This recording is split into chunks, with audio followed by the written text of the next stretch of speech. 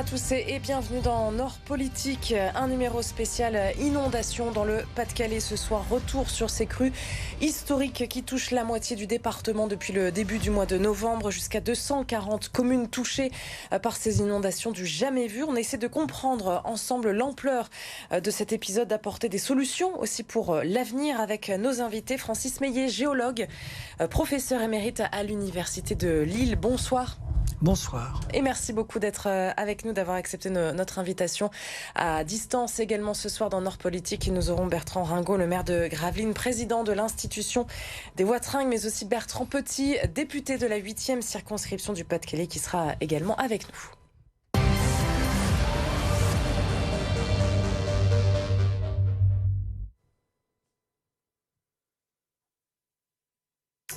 Un point sur la situation, déjà pour commencer, 4 inondations en 10 jours. Où en est-on ce soir? Les sols saturés par les précipitations, les cours d'eau encore extrêmement réactifs. Bertrand Ringot est avec nous donc à distance. Merci beaucoup d'être avec nous. Quelle est la situation donc des crues déjà pour faire le point ensemble?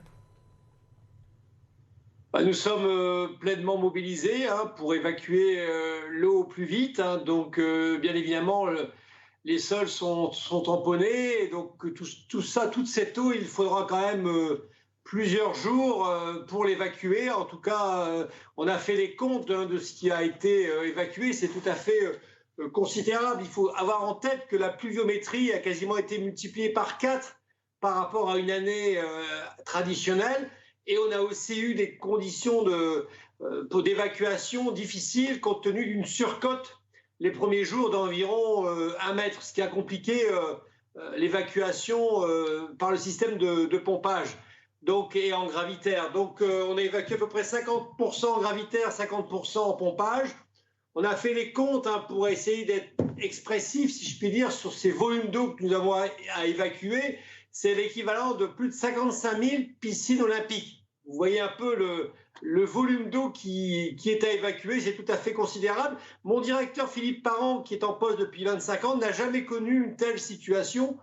Donc on peut dire qu'on est face à un événement peut-être centennal, voire peut-être au-delà. Bertrand Ringot, est-ce que vous dressez un état des lieux 2 fois par jour à l'institution des Watringues depuis le début de cet épisode? Est-ce que les débordements sont encore possibles là au moment où on se parle? Il a encore beaucoup plu aujourd'hui, jeudi.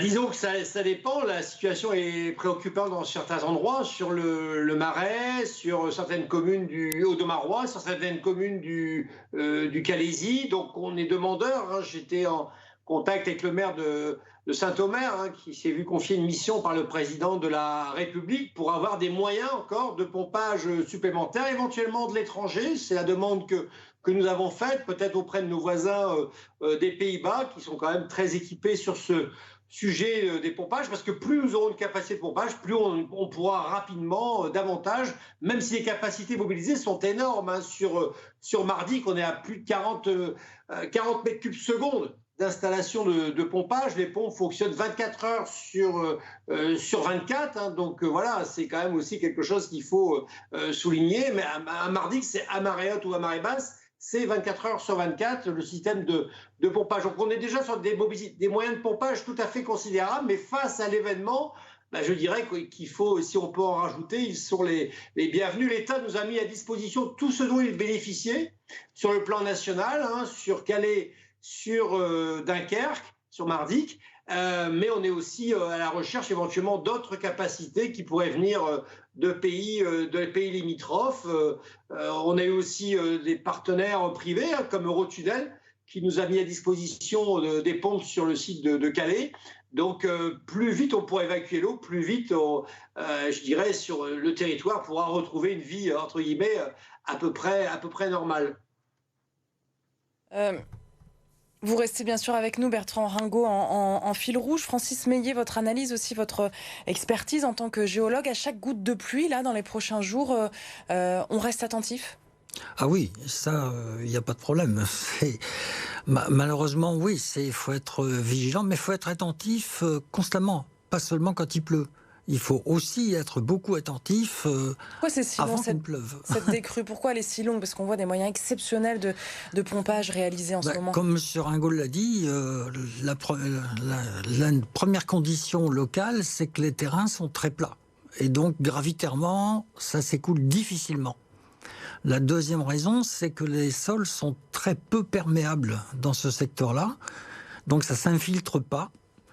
Et puis après, les pompes, bon, on a visité il n'y a pas très longtemps avec Philippe Parent le système des Watringues, qui est remarquablement fait. Mais évidemment, ici, il y a un événement météorologique qui est quand même un peu lourd, qui est au-delà de la moyenne, quoi. Bertrand Ringaud, je reviens vers vous. Pourquoi le Dunkerquois est épargné depuis le début? Donc vous êtes basé à Gravelines, hein, vous êtes maire de Gravelines. Pas de montée des eaux du tout chez vous? J'ai quelques habitants, hein, j'ai 5-6 habitants qui sont pas loin de l'évacuation gravitaire et donc qui sont touchés, hein, qui toutes les nuits ont été touchés. J'ai dû d'ailleurs faire un aménagement pour les protéger. J'ai fait aussi classer ma commune en catastrophe naturelle pour faciliter les choses pour eux sur le plan assurantiel. Le Dunkerquois n'est pas touché parce que la problématique de l'Audomarois, c'est qu'il est au pied des collines également. Donc voilà, il y a tout ce phénomène, il récupère tous les eaux de pluie donc, de la colline, plus la pluviométrie. Voilà, donc il fait face, je dirais, à une surcharge très importante hein, au niveau de son territoire. Et nous, sur le Dunkerquois, on a aussi sur Mardic la capacité à évacuer, si je puis dire, des volumes tout à fait considérables. Sur Gravelines, on évacue aussi en gravitaire. Donc voilà, donc on a aussi le positionnement géographique qui fait ça.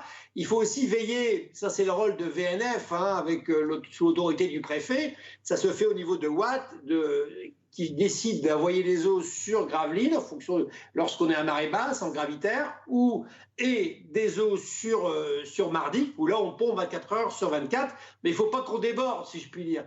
Parce que le danger, c'est que si on venait à déborder, s'il venait à avoir une rupture de digue quelque part, là, ce serait fini. On n'arriverait plus à évacuer quoi que ce soit. Donc c'est une gestion fine. Faut éviter. On a quand même sur le Dunkerquois aussi boulevard Simone Veil qui est en eau. Mais c'est vrai qu'on ne rencontre pas ce que vivent malheureusement les habitants. Je pense aux habitants de Blandec. Voilà, j'ai vu un petit peu tout ce qui s'est passé là-bas, c'est considérable. Donc, mais il y a ce phénomène de bas de colline, si je puis dire, qui concentre la pluviométrie. Et puis le volume, il est tellement important, multiplié par 4. Hein, j'insiste. On est en réunion des Watringues. Là, on était en réunion des Watringues à l'instant avec les collègues. Oui. D'électricité de plus d'1 million d'euros sur 15 jours, 3 semaines de temps. Vous voyez un peu alors que c'est quasiment parfois la facture de 6 à 8 mois d'une année. Donc normal, si je puis dire. C'est vrai que des statistiques assez impressionnantes, effectivement, ce qui nous amène à notre deuxième partie ce soir. Qu'est-ce qui s'est passé précisément? C'est important de comprendre, hein, aussi d'être éclairé sur ce phénomène que l'on qualifie d'historique, ça on l'a bien compris. Francis Meillet, ces cumuls de pluie, c'est le premier facteur selon vous? Le premier élément, et c'est en même temps la réponse à votre question, il est sur cette carte qui est produite, qu'on peut trouver sur le site de Météo France, et qui représente la quantité des pluies, la cartographie des pluies sur, je ne sais pas si on la voit bien. Oui, un petit peu, oui, là où c'est rose, c'est là où ça s'est concentré. La cartographie de l'événement pluvieux sur les 15 premiers jours de novembre. Et on voit que le maximum de pluie est concentré sur le secteur des sources de la Course, de la Liane, de l'Aa et de la M. Donc on les connaît bien maintenant, ces fleuves dans le Pas-de-Calais, puisque ce sont ces fleuves qui ont débordé à plusieurs reprises. Ceux qui sont plus au nord, ceux qui sont plus au sud sont moins touchés, donc ils ont moins d'eau. Et là, c'est quand même une lame d'eau qui monte à 350 mm, c'est-à-dire sur chaque mètre carré, il y a un cumul de 350 litres. Donc effectivement, ça représente un très très gros volume. Alors que disent les scientifiques justement sur ce qui s'est passé là au cours de ces 12 derniers jours, sur ce qu'on vit en ce moment dans le Pas-de-Calais? La toute première raison, c'est bien sûr l'événement météorologique. S'il pleut pas, il n'y a pas de souci comme ça. Et on en a la preuve avec les années précédentes, les années qui ont été très sèches. Et donc on voit bien qu'on n'a pas eu ces mêmes problèmes parce qu'on n'avait pas une telle densité. Et la deuxième raison, c'est parce on tombe sur des terrains qui sont très imperméables. Alors c'est le cas justement à l'intérieur de la boutonnière du Boulonnais, où les terrains sont très imperméables, là où il y a le maximum de pluie. Et la troisième raison, c'est le résultat, le cumul avec les activités humaines, et c'est-à-dire essentiellement au travers de l'imperméabilisation des sols, que ce soit la voirie ou les grandes surfaces de parking, de cours, etc. L'activité humaine, justement, on peut poser la question à Bertrand Petit, député du Pas-de-Calais de la 8e circonscription, qui nous a rejoint également à distance. Merci beaucoup d'être avec nous, monsieur Petit. Ça, c'est l'un des autres facteurs importants, selon vous, vous qui connaissez bien l'Audomarois. Oui, bonsoir. Oui, vous pouvez répéter votre question parce que j'ai mal entendu. On tente d'expliquer ensemble les raisons de ce qui s'est passé de ces inondations hors normes chez nous dans le Pas-de-Calais. L'activité humaine, quelle est votre analyse par rapport à ça? Est-ce que c'est l'un des facteurs importants, en plus des cumuls de pluie, bien sûr? Il faudra vraisemblablement se poser un certain nombre de questions. Si vous voulez, tout d'abord, par rapport à cet événement qui est un événement exceptionnel, puisqu'on parle d'une crue centenale avec des niveaux d'eau jamais atteints. On était encore tout à l'heure avec monsieur le sous-préfet et les maires des communes du Marais à faire le point sur ce qui s'est passé. On a vraiment atteint des niveaux d'eau qu'on n'a jamais vus depuis des décennies et des décennies. Il est bien évident qu'il y a deux types de réponses. Il y a une réponse de court terme qui est l'urgence à apporter aux populations sinistrées et aux collectivités qui ont été fortement impactées dans leurs bâtiments communaux, dans leur voirie. Ça, c'est une chose. Et puis, il y aura effectivement la deuxième réponse qu'il faudra amener, à mon avis, très rapidement, c'est celle des constats à faire et des solutions à apporter pour effectivement faire en sorte de protéger davantage encore à l'avenir nos populations et nos territoires. Je dis davantage encore parce que, avec l'événement de 2002 qu'on a connu ici sur Saint-Omer et les environs, des travaux ont été réalisés et sans la réalisation de ces travaux, il y a fort à parier que les dégâts auraient été bien plus considérables. Et dans cette analyse qu'il y aura à faire, il y aura peut-être effectivement à se poser des questions relatives à l'activité humaine, la question de l'artificialisation, voilà, d'autres questions comme le nécessaire curage des fossés, des wateringues, des canaux. Et VNF et l'État doit y prendre toute sa part. Et peut-être également envisager le renforcement de certains secteurs stratégiques qui ont failli là ici ces derniers jours par la construction ou la conciliation de digues. On va revenir sur des solutions, sur comment aborder l'avenir dans une dernière partie. Qu'est-ce qu'il a manqué, peut-être Bertrand Petit, je peux vous poser la question, pour mieux se protéger dans ces zones, donc là dans l'Audomarois, mais aussi Montreuil-sur-Mer ou autour du Boulonnais?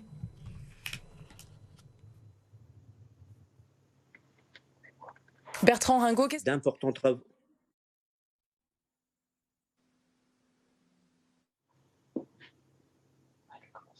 Bertrand Ringot, qu'est-ce qu'il a manqué en fait pour mieux se protéger peut-être face à ce qui s'est passé dans ces territoires-là, autour de ces fleuves? Beaucoup d'efforts ont été faits par les collectivités.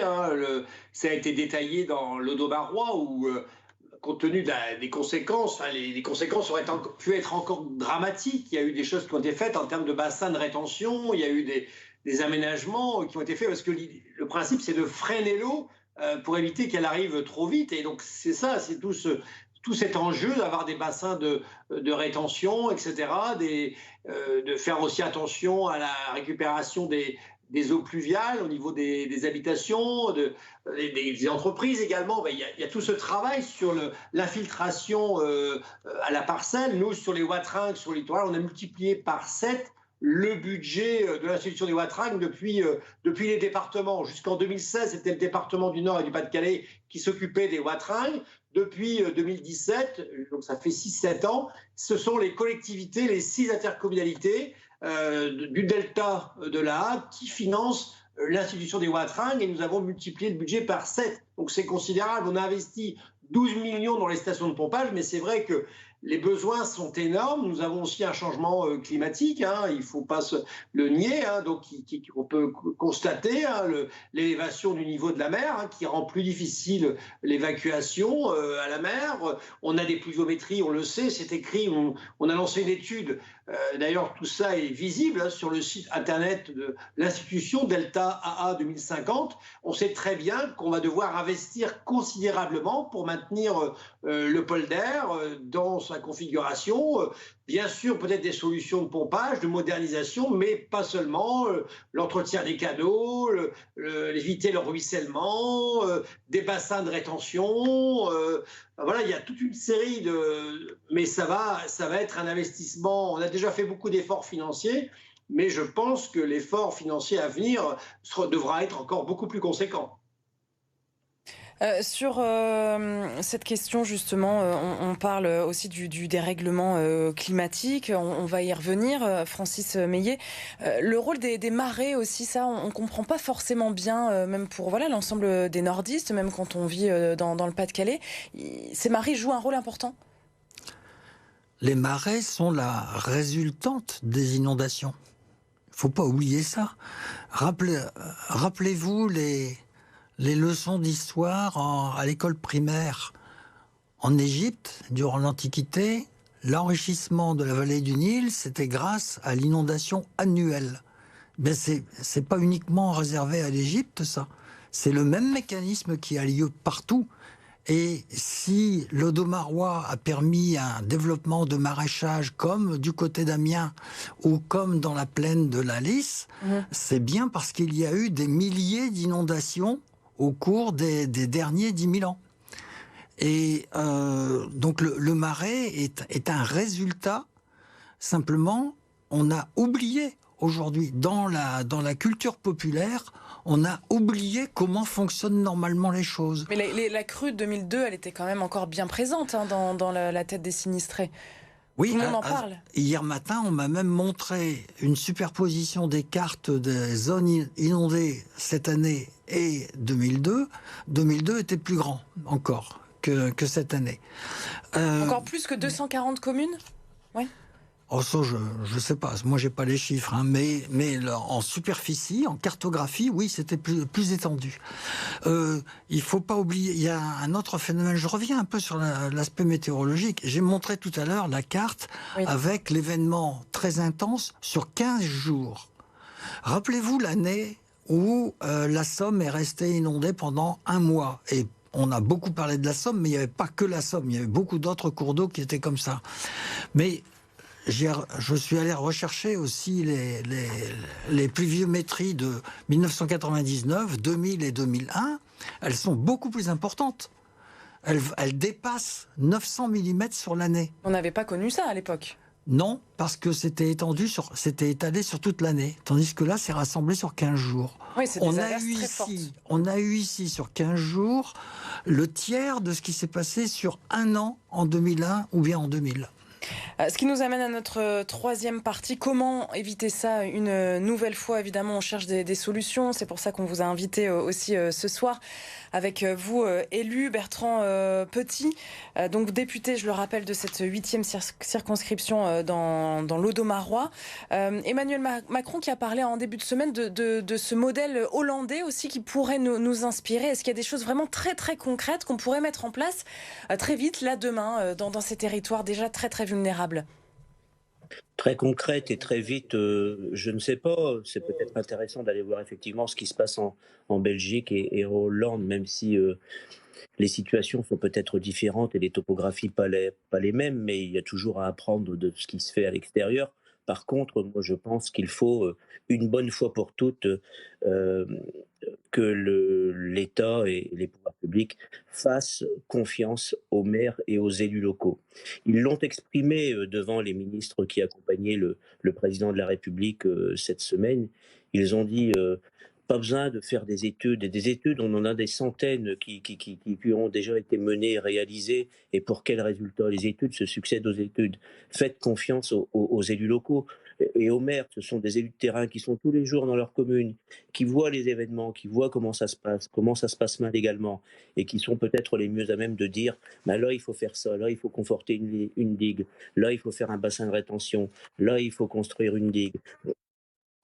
Bah, je pense sincèrement qu'ils ne sont pas entendus. Oui, je le pense. Aujourd'hui, je vais prendre un exemple très concret. Aujourd'hui, vous voulez curer un fossé ou un cours d'eau, pardon, parce que c'est nécessaire de le faire, parce qu'il est envasé. Eh ben, c'est très compliqué d'être entendu de l'administration. Il faut une étude d'impact, il faut voir si on n'abîme pas une petite fleur de ceci ou une espèce faunistique de cela. Enfin bon, bref, il y a toujours une excuse pour que ça ne se fasse pas ou que ça traîne en longueur, et ça, les élus n'en peuvent plus. J'ai été maire pendant 22 ans, je sais de quoi je parle, et c'est pour ça que je dis, il est impératif de revenir à du bon sens, à du pragmatisme, et faire en sorte que les élus soient écoutés, soient entendus. Ils savent ce qu'il faut faire dans leur commune pour améliorer éventuellement les choses. Donc, essayons Ouais. de les entendre, de les écouter et de faire la synthèse de tout ça. Et je pense que vous verrez, il en ressortira des choses vraiment pragmatiques et intelligentes. Le ministre de la Transition écologique ce matin, Christophe Béchu, qui disait on n'exclut pas que les autorités imposent à certaines familles de quitter leur maison définitivement. C'est radical, ça. Qu'est-ce que vous répondez à ça? Oui, effectivement, c'est radical, mais je pense aussi, il ne faut pas se voiler la face. On a peut-être laissé faire, ou on a peut-être permis de construire il y a très longtemps de cela, il y a de nombreuses années, dans des zones qui aujourd'hui sont devenues des zones très sensibles et inondables. Donc il faut qu'on se réinterroge sur ces pratiques, sur les délivrances de permis dans des secteurs particulièrement sensibles et inondables. Oui, donc il faudra se poser de toute façon toutes ces questions, ça c'est évident. Francis Meillet, je vous permets de rebondir justement sur cette question de la construction. Il faut imaginer des maisons surélevées, des dispositifs adéquats et ralentir la construction dans ces zones. Alors, ralentir, si on applique la loi, normalement, on ne peut pas construire sur une zone inondable. Ça, c'est le premier point. Et je suis d'accord avec monsieur Bertrand Petit pour dire qu'il faut être beaucoup plus vigilant sur l'application de la loi là-dessus et éviter les exceptions qui se sont beaucoup trop multipliées. Si on regarde la quantité de... quel est l'âge des constructions depuis 1950 comment ça se répartit sur une commune, on s'aperçoit que l'essentiel des zones qui sont inondées sont des secteurs qui sont construits depuis moins de 50 ans. Donc il y a vraiment une question à se poser là-dessus, et ça, on peut être vigilant là-dessus. Là où je suis d'accord également avec monsieur Petit, c'est quand il parle de curer les canaux et de curer les fossés. Par contre, je ne peux pas être d'accord quand il parle de curer les cours d'eau. Parce qu'un cours d'eau, par définition, il est en équilibre naturel. C'est un élément naturel. C'est un élément naturel. Si on cure un cours d'eau, à ce moment-là, on fait un appel au vide et on relance l'érosion à l'amont. Et on accélère en plus le courant qui va s'évacuer. Mais pour les fossés et les canaux, oui, il faut effectivement veiller à ce qu'ils soient fonctionnels. On voit que c'est politique aussi, hein, cette